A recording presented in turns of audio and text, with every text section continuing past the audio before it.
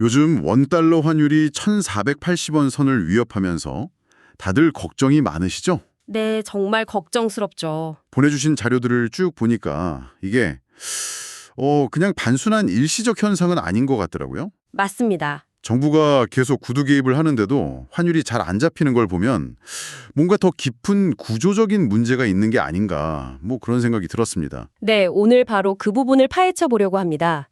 특히 자료들이 세 가지 관점에서 아주 흥미로운 지점들을 짚어주고 있거든요. 시중에 풀린 돈의 양, 그리고 정부 정책 방향, 마지막으로 자금 흐름, 이 세 가지입니다. 그 세 가지요. 자, 그럼 첫 번째 단서부터 한번 보죠. 자료에서 공통적으로 지적하는 게 유동성 과잉, 그러니까 한국 경제에 돈이 너무 많이 풀려 있다는 문제더라고요. 네, 이게 미국이랑 비교한 수치를 보니까 생각보다 훨씬 심각하던데요? 그렇죠. 경제 규모, 즉 명목 GDP 대비 통화량 M2 비율을 보면 바로 드러납니다. 한국이 153.8%인데 미국은 71.4%밖에 안 돼요. 와, 2배가 넘네요. 네. 그러니까 우리 경제 덩치에 비해서 원화가 2대 이상 많이 풀려 있다는 뜻이죠.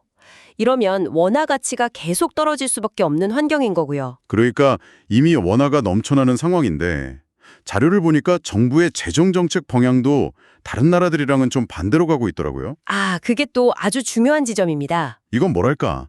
한쪽에선 브레이크를 밟는데 다른 한쪽에선 엑셀을 밟는 것처럼 보이는데요. 정확한 비유입니다. OECD나 미국, 영국 같은 나라들은 앞으로 재정 지출 비중을 줄이려고 하는데 한국은 오히려 2026년까지 더 늘릴 전망이거든요. 더요? 네, 이렇게 정부가 돈을 계속 풀겠다고 하면 통화 가치를 방어하기가 정말 어려워집니다.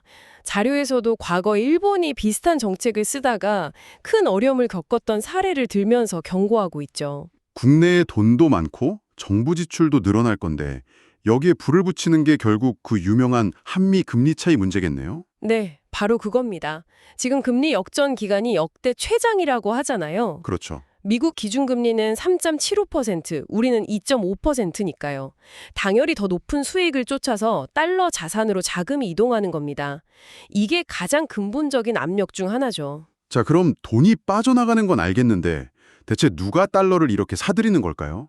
보통 언론에서는 서학개미나 국민연금을 많이 지목하잖아요. 네, 흔히들 그렇게 생각하죠. 그런데 보내주신 자료를 보니까 진짜 주범은 예상 밖의 곳에 있더라고요. 저도 이 부분을 보고 좀 놀랐습니다. 바로 그 지점이 오늘 이야기의 핵심입니다. 진짜 큰 창구는 바로 국내에 상장된 해외 ETF였어요. 해외 ETF요? 네, 작년 1월부터 11월까지만 봐도 이쪽으로 빠져나간 돈이 무려 401억 5천만 달러예요. 와, 41억 달러. 잠깐만요. 그러면 같은 기간 서학개미랑 국민연금 투자액을 합친 것보다도 네, 더 많습니다. 그렇군요. 그러니까 투자자들은 그냥 원화로 편하게 ETF를 사는 건데 자산운용사들이 그 돈으로 실제 해외 주식을 사려면 결국 달러로 바꿔야 하니까 그런 구조군요. 바로 그겁니다. 달러 수요가 폭발할 수밖에 없는 거죠. 듣고 보니 정말 아이러니하네요. 정부는 환율 방어 때문에 외환 보유고까지 쓰면서 고민하는데 정작 세금 혜택을 주는 연금 계좌나 ISA가 달러 유출을 부추기고 있다니. 그렇죠. 이건 오른손이 하는 일을 왼손이 모르는 격 아닌가요? 정책의 딜레마인 셈입니다. 국민의 자산 증식을 돕기 위한 세제 혜택이 다른 한편으로는 원화 가치를 흔드는 통로가 되고 있으니까요. 이 모순을 어떻게 풀어야 할지가 큰 과제죠. 그렇다면 이 모든 상황이 결국 우리 기업이나 가계 경제에는 어떤 영향을 미치게 될까요? 고환율이면 기업들 빚 부담이 엄청날 것 같은데요? 맞습니다. 비금융기업들의 해외 빚이 역대 최대 수준인데 자료에 나온 계산을 보면 정말 무섭습니다. 얼마나 늘어나나요? 원화 가치가 10원 떨어질 때마다 기업 전체 빚이 1조 8,300억 원씩 늘어난다고 합니다. 1조 8,300억 원이요? 와... 네, 기업 현금 흐름이 나빠지면 결국 투자나 고용을 줄일 수밖에 없겠죠. 결국 이게 다 수입 물가 상승으로 이어져서 우리 지갑만 얇아지는 거겠네요. 네, 이미 악순환이 시작됐습니다. 실제로 작년 12월 수입물가 지수도 6개월 연속 올랐거든요. 자, 정리를 해보면요. 넘치는 유동성과 정부의 확장 재정, 그리고 한미 금리 역전이라는 이 구조적인 약점 위에 해외 ETF라는 거대한 달러 유출 통로가 뚫리면서 원화 가치를 계속 짓누르는 형국이군요. 맞습니다.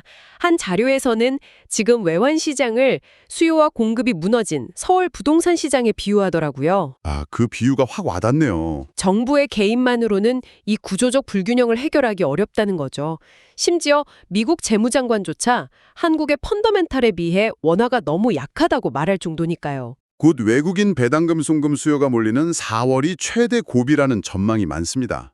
오늘 살펴본 것처럼 정부는 한편으로 환율 방어를 외치면서 다른 한편으로는 세제 혜택으로 달러 유출을 부추기는 모순적인 상황에 놓여 있는데요. 과연 정부는 통화 안정과 투자 활성을 하는 이 두 마리 토끼 사이에서 궁극적으로 어떤 정책적 선택을 내리게 될까요? 이 질문을 여러분께 남겨드립니다.